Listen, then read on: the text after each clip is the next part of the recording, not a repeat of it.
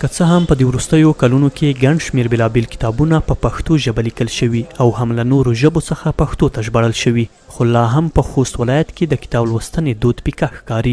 د خوست ښار د ځوانانو او کتاب پلورونکو په خبره د پخوا پر نسبت اوس وخت کې د ځوانانو علاقه د کتاب لوستنې او مطالعې سره کمه شوې، ځکه خو د کتاب پلورنې بازار هم ورسره مخ په ځوړ روان دی. یاد کتاب پلورونکي لوی لامل د ځوانانو له لوري د ټولنیزو رسنیو زیاته کارونه یادوي. دوی زیاتوي چې ډیری ځوانان د کتاب لوستنې وخت په ټولنیزو رسنیو کې په ساتیرۍ او تفریح تیروي.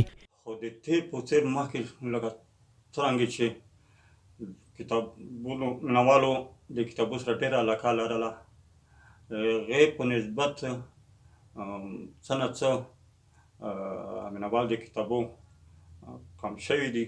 کتاب خو د علم یوه رڼا ده، که چېرته دی کتابونه استفاده ونه کړي، مطالعې ونه کړي، دی هغه ونه کړي، آینده دا بیا ته پخپله ووینې چې دی آینده به څه وي.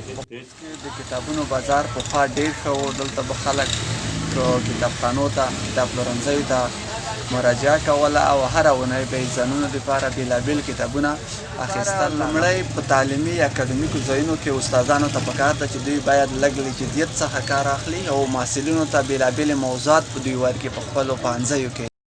د کتاب او لیکوالۍ د مینوالو په خبره ځوانان باید د خپلو ورځنیو چارو لپاره مشخص او منظم پلان ولري او په دې پلان کې باید کتاب لوستنې ته بیل وخت ځانګړی شي. بالکل کله چې مو فیسبوک نه لرل، مو به د شپې لخوا مطالعه کوله، خو اوس چې فیسبوک لرم هغه وخت چې مو مطالعې ته ورکړی و هغه اوس نیمونه فیسبوک فاصله.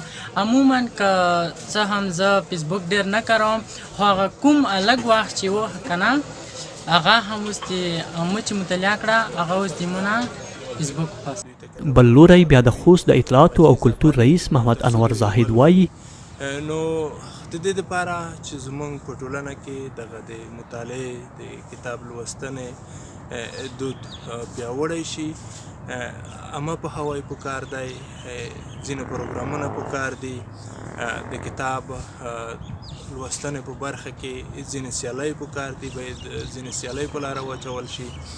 خو موږ هم په پلان کې لرو چې سیالۍ جوړې کړو په دې برخه کې.